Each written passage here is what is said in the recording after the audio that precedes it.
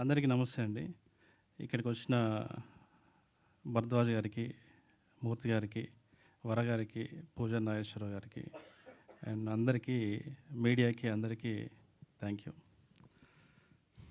ప్రభుత్వాలు అవార్డులు ఎందుకు ఇస్తాయి అంటే, ఏ సినిమా పడితే ఆ సినిమా తీయొద్దు, సమాజాన్ని, ముఖ్యంగా సమాజాన్ని తప్పుదోవ పట్టించే సినిమాలు తీయొద్దు. ఎందుకంటే మెయిన్ స్ట్రీమ్ సినిమాల్లో ఏ కల్చర్ అయితే, ఏ ఫుడ్ కల్చర్ అయితే, ఏ పండుగలైతే కనిపిస్తాయో అదే మెయిన్ స్ట్రీమ్ కల్చర్గా చలామణి అవుతుంది. కాబట్టి వైవిధ్యమైన సినిమాలు తీయండి, ఒళ్ళు దగ్గర పెట్టుకొని సినిమాలు తీయండి అని స్టేట్ అవార్డ్స్ ఇస్తాయి. ఒక రకంగా ప్రభుత్వాలు ఇచ్చే అవార్డ్స్, ప్రభుత్వం ఇచ్చే స్టేట్మెంట్స్,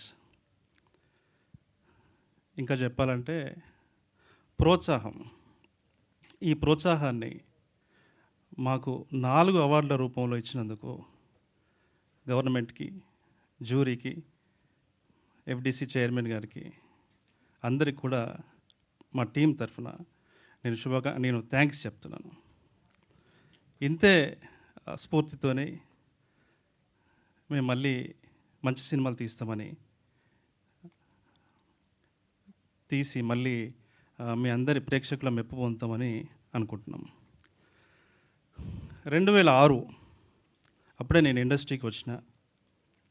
నేను మధుమహంకల్ గారని ఒక యాడ్ ఫిల్మ్ మేకర్ ఉన్నారు, చాలామందికి తెలిసే ఉంటుంది. ఆయన దగ్గర రైటర్గా, అసిస్టెంట్ డైరెక్టర్గా జాయిన్ అయ్యా. అప్పుడు యువ భారత్ అని ఈటీవీ 2లో ఒక గుర్తు ఉండి ఉంటుంది మీ అందరికీ. ఈటీవీ 2లో ఒక డాక్యుమెంటరీ సిరీస్ వస్తూ ఉండేది. సో దానికి రైటర్ కావాల్సి వచ్చినప్పుడు మధుమాంకల్ గారు అడిగారు, ఈటీవీ 2కి డాక్యుమెంటరీ రాయాలంట, నువ్వు రాస్తావని అడిగారు. షాక్ అయినా నేను. అప్పటి వరకు ఎవరు రాస్తున్నాను, అవి రాతలో కాదో కూడా తెలియదు. సార్ అది రాస్తా సార్ అన్న. అంటే ఎట్లా రాయాలి సార్ అన్న. తర్వాత రాస్తా అంటే కదనే అన్నాడు ఆయన. కాదు సార్, ఒకసారి చూసి నేను రాస్తాను సార్ అన్న. రాసి ఒక 2 ఎపిసోడ్లు రాయి మనం పంపిద్దాం, ఓకే అనుకుంటే నువ్వు రైటర్ అన్నాడు అన్నట్టు.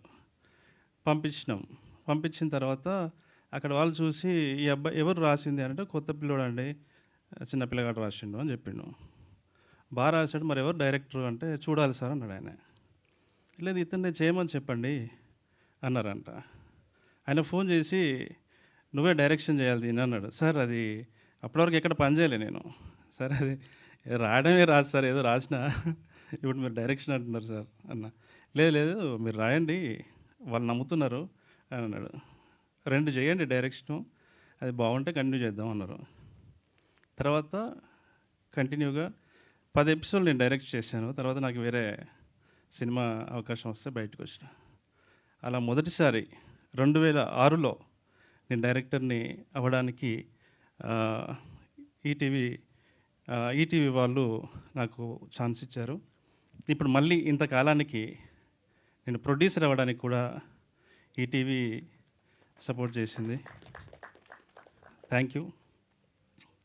అండ్ ముఖ్యంగా ఈటీవీ విన్ అంటే, ఇక చాలామంది చెప్పారు వీళ్ళిద్దరి గురించి.